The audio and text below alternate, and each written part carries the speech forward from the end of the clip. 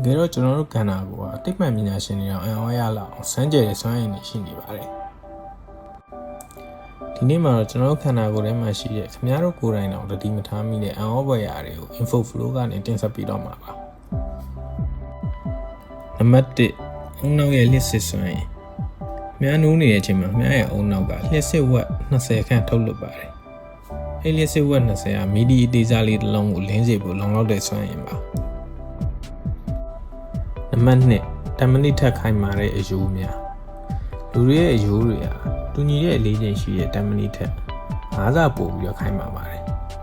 အယိုးတစ်တူရန်လက်မဟာကားတစ်စီးရဲ့အလေးချိန်ကိုခန့်နိုင်ရှိပါ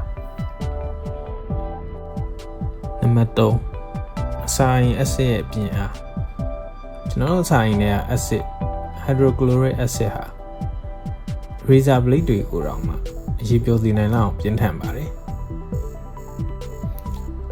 နံပါတ်4ကဘာကိုနှစ်ပတ်ပတ်နိုင်တဲ့တွေးကြောများလူတစ်ယောက်ရဲ့ခန္ဓာကိုယ်ထဲမှာရှိတဲ့တွေးကြောအားလုံးကိုတစ်ဆက်တည်းဆွဲဆန့်လိုက်မိုင်ပေါင်း6000ကျော်ရှိပါတယ်ဒါကကဘာကြီးကိုနှစ်ပတ်ကျော်ပတ်နိုင်တဲ့အရှိပါနံပါတ်5မျက်လုံးရဲ့ resolution လူမျက်လုံးကို digital camera တစ်လုံးနဲ့နှိုင်းယှဉ်မယ်ဆိုရင် resolution ဟာ986 megapixel လောက်ထိရှိတယ်လို့ဆိုပါတယ်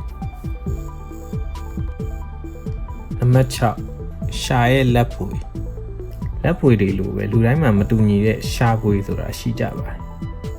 ဒါလူတူဦးစီအတွက်တည်တံ့ဖြစ်တယ်လို့ဆိုပါတယ်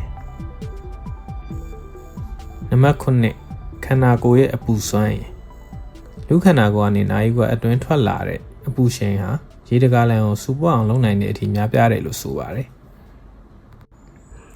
နံပါတ်10ပြန်လည်ရှင်သန်နိုင်တဲ့အသေး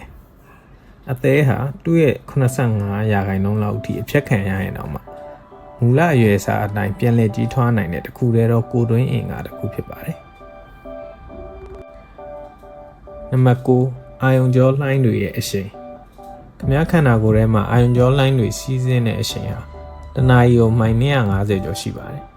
အဲ့ဒါဟာပြိုင်ကားတစ်စီးရဲ့အရှိန်ထက်တောင်ပိုမြန်နေပါသေးတယ်နံပါတ်10ဖုံမုံတွေရဲ့အစခင်ဗျားအိမ်ထဲမှာရှိတဲ့ဖုံမုံ90%ကျော်ဟာခင်ဗျားရဲ့တိတ်ဆုံးသွားတဲ့အရေးပြားဆဲအဟောင်းတွေဖြစ်ပါတယ်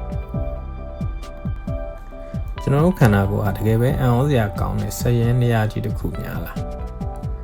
ကျွန်တော်ပြောရတဲ့အချက်စစ်ချက်ထဲမှာခင်ဗျားကိုအံ့ဩဆုံးဖြစ်စေတဲ့အချက်ကဘယ်အချက်ဖြစ်မလဲ